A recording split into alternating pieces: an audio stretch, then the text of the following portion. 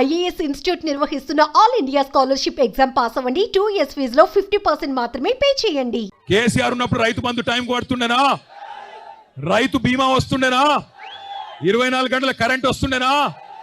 మరి రేవంత్ రెడ్డి వచ్చినాక వస్తున్నాయా? రైతు బంధు ఎగ్గొట్టిండా?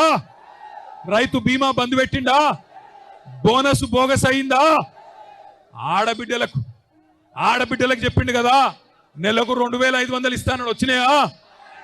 మహాలక్ష్మి అన్నాడు, మహారాష్ట్రలో కూడా తన్నులు తిన్నాడు. మహారాష్ట్ర పోయిండు, అక్కడ ఆడబిడ్డలు కూడా బుద్ధి చెప్పారు. వీడు పచ్చి లంగా తెలంగాణలో ఆడబిడ్డలను మోసం చేసిండు, మమ్మల మోసం చేసేందుకు వచ్చిండని చెప్పి మహారాష్ట్రలో ఉన్న ఆడబిడ్డలు చైతన్యం ప్రదర్శించిండ్రు, కాంగ్రెస్ పార్టీని తన్ని ఎలగొట్టిండ్రు. నేను మిమ్మల్ని కోరేది ఒకటే, మానుకోటలో ఇక్కడికి వస్తుంటే కొంతమంది ఎమ్మెల్యేలు వాళ్ళు కూడా గిరిజన బిడ్డలే. కొంతమంది ఎమ్మెల్యేలు అంటున్నారు రాళ్లతో కొడతారట, నేను వస్తే రాళ్లతో కొడతారట. నేను అడుగుతున్నా, ఇక్కడ ఉన్న ఎస్పీ గారిని, రాష్ట్రంలో ఉన్న డీజీపీని అడుగుతున్నా, అధికార కాంగ్రెస్ పార్టీ ఎమ్మెల్యేలు రాళ్లతోని కొడతామంటే మీరేం చేస్తున్నారు నేను అడుగుతా ఉన్నా.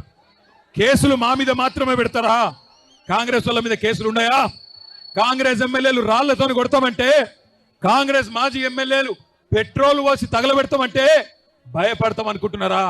ఇది కేసీఆర్ తయారు చేసిన బృందం, కేసీఆర్ దళం. భయపడం. రాళ్లతోని మానుకోట సాక్షిగా చెప్తున్నా, మానుకోట రాళ్ల మహత్యమేందో తెలంగాణను అడ్డుకున్న ప్రతి ఒక్కడికి తెలుసు. మానుకోటలో 14 ఏళ్ల కిందటనే నిప్పు పుట్టింది, తర్వాత తెలంగాణ వచ్చింది. ఇవాళ మీరు వద్దంటే కోర్టుకు పోయినాం, మీరు పర్మిషన్ ఇయ్య అంటే కోర్టుకు పోయి కోర్టుకెళ్ళి పర్మిషన్ తెచ్చుకున్నాం.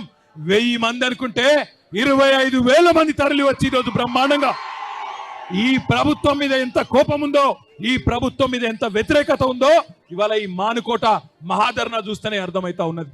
నేను మీ అందరితో ప్రార్థించేది ఒకటే, తప్పు జరిగింది, మోసపోయినాం, పర్వాలేదు, ఏమి ఇబ్బంది లేదు, 4 ఏళ్ళు గట్టిగా కొట్లాడదాం. ఒక లగచర్ల కాదు, ఎక్కడ అన్యాయమైన గొంతిప్పుదాం.